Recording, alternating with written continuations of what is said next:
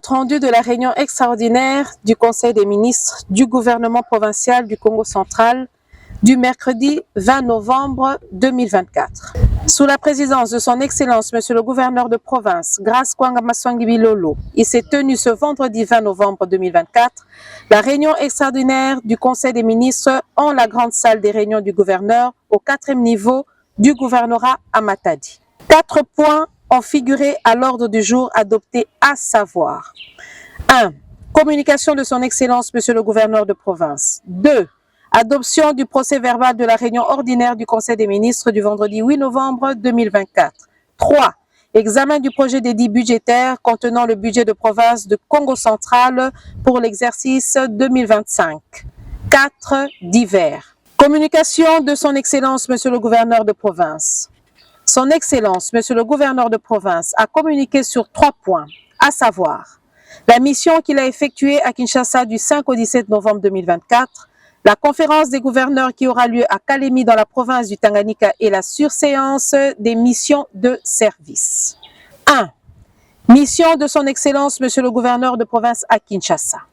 D'entrée de jeu, son Excellence, Monsieur le gouverneur de province, a tout d'abord remercié les membres du Conseil des ministres pour leur présence à la réunion. Il leur a informé que sur invitation de son Excellence, Monsieur le ministre d'État, ministre de la Justice et garde des Sceaux, il a effectué une mission à Kinshasa du 5 au 17 novembre 2024 où il a pris part en compagnie du ministre provincial ayant la justice dans ses attributions aux États généraux de la justice. Ces assises ont été clôturées par le magistrat suprême et chef de l'État, son Excellence, Monsieur le Président de la République, Félix Antoine Tshisekedi Tshilombo, en date du 16 novembre 2024. En même temps, sur invitation du vice-premier ministre, ministre de l'Intérieur, Sécurité, Décentralisation et Affaires coutumières, il a aussi informé les membres du Conseil des ministres de sa participation à la 10e session de la Commission mixte Défense et Sécurité République démocratique du Congo, Brazzaville, pour passer en revue l'état des frontières communes aux 2 États. Ces missions se sont dans l'ensemble bien déroulées. 2. La conférence des gouverneurs qui aura lieu à Kalemi dans la province du Tanganyika.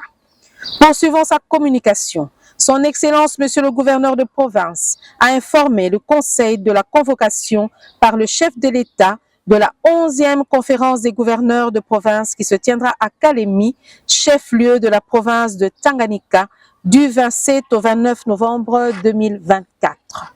Le thème retenu par cette conférence est renforcer la gouvernance des provinces afin d'assurer la cohésion communautaire, facteur clé de la réussite du programme de développement local des 145 territoires de la République démocratique du Congo, PDL 145T. À cet effet, le chef de l'exécutif provincial a annoncé quitter la province d'ici à la fin de la semaine pour Kalemi aux fins de participer à la dite conférence. 3. La surséance des missions de service.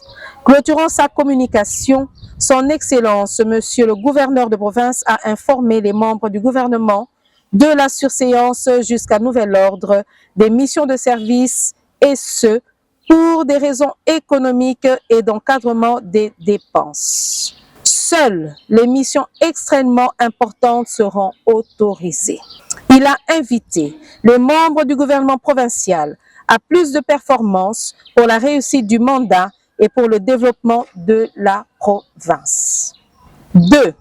Adoption du procès-verbal de la réunion ordinaire du Conseil des ministres du vendredi 8 novembre 2024.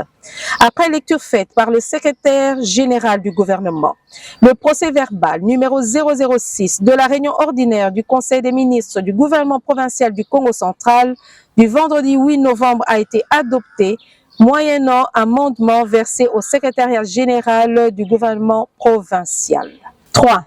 Examen du projet d'édit budgétaire contenant le budget de province du Congo central pour l'exercice 2025 et le budget rectificatif pour l'exercice 2025.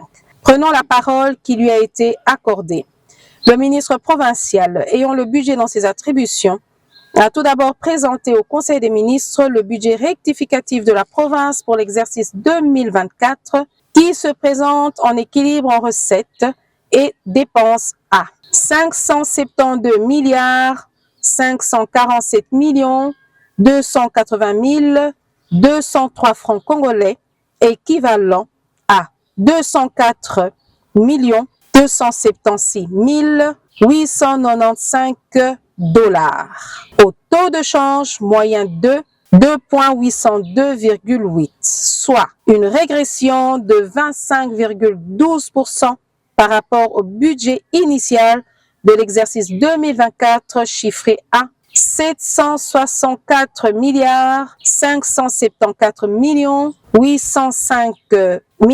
121 francs congolais. Après cette présentation, le ministre a fait l'économie du projet de l'édit budgétaire pour l'exercice 2025 présenté sur le plan de la forme en 2 volumes. Le volume 1 concerne les recettes et ses annexes, tandis que le volume 2 concerne les dépenses et ses annexes. Quant au fond, le projet de l'édit budgétaire est présenté en équilibre en recettes et en dépenses à 955 milliards 094 millions 089 746 francs congolais, équivalent à 323 milliards 278 millions 530 024 dollars USD au taux de change moyen de 2954,4, soit un accroissement de 66,81% par rapport au budget rectificatif de l'exercice 2024 chiffré à 572 milliards 547 millions 280 203 francs congolais. Moyennant quelques amendements, le projet de l'édit budgétaire rectificatif pour l'exercice 2024 et le projet d'édit budgétaire pour l'exercice 2025 de la province du Congo central ont été adoptés et seront transmis incessamment à l'Assemblée provinciale pour enrichissement et approbation. 4. Divers. 4 membres du gouvernement sont intervenus dans les divers. 1.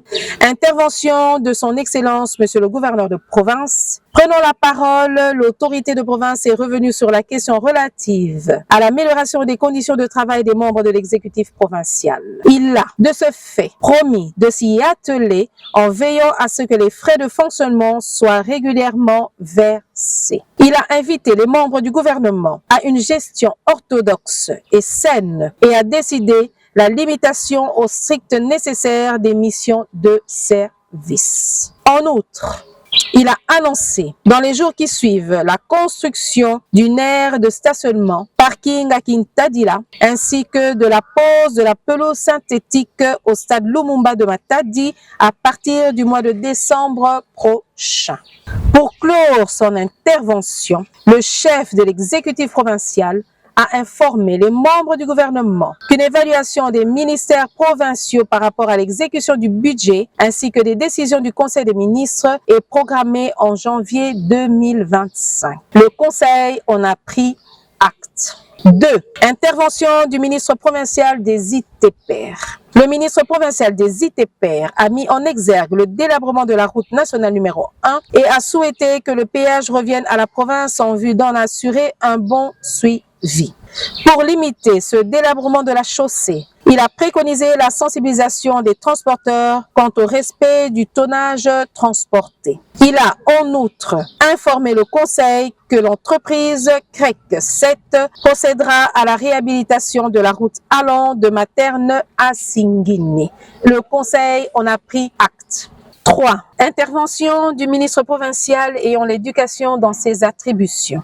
Le ministre provincial ayant l'éducation dans ses attributions a rappelé la nécessité et l'urgence de la signature du projet d'arrêté provincial portant fixation des frais d'enrôlement et de participation aux épreuves certificatives édition 2025.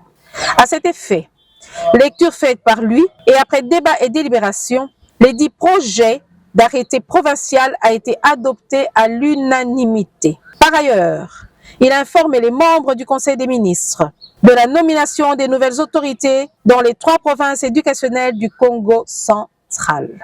Le Conseil en a pris acte. 4. Intervention du ministre provincial ayant la santé dans ses attributions.